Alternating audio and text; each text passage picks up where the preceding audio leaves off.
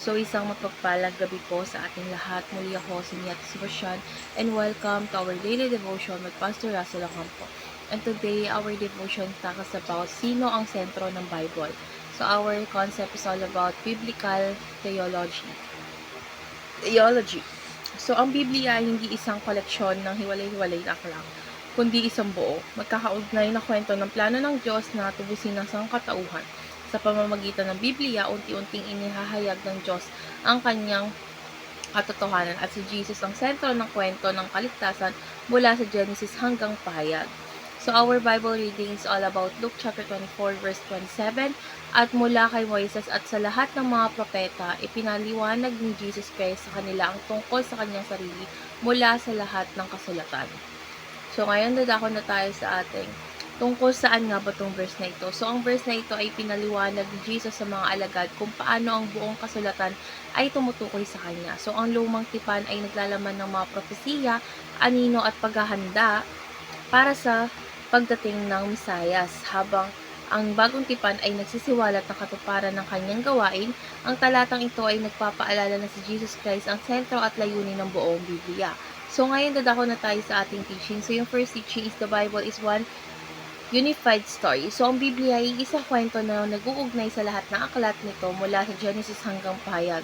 So hindi ito random na koleksyon ng mga aklat, kundi isang buo at magkakaugnay na kwento ng plano ng Diyos.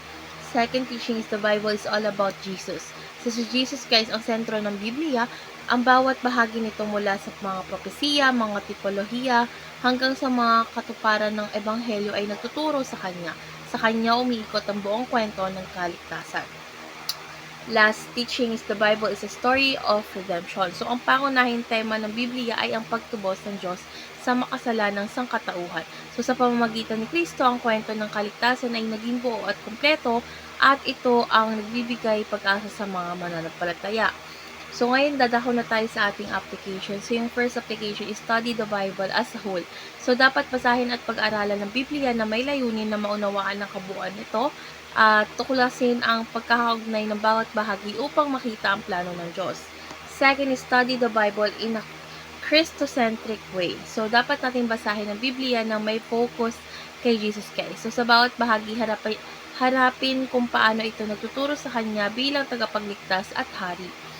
So last application is study the Bible as a continuation of redemption. So dapat nating alamin na ang Biblia ay nagpapatuloy ng kwento ng pagtubos ng Diyos. Ito ay nagpapakita ng kanyang plano mula simula hanggang sa katuparan nito sa hinaharap.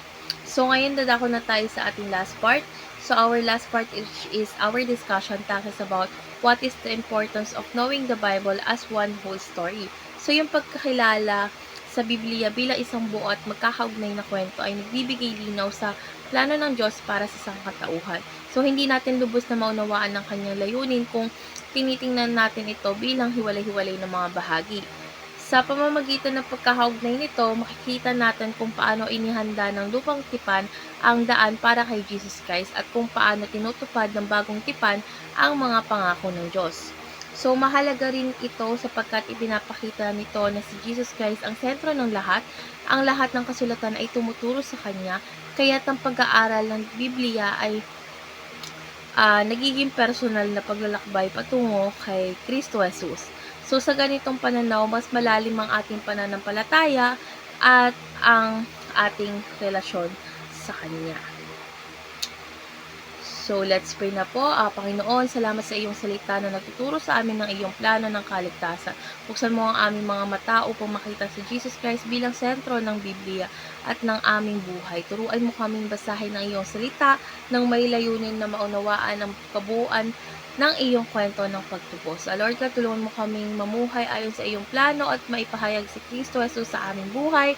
Sa pangalan ni Jesus Christ. Amen.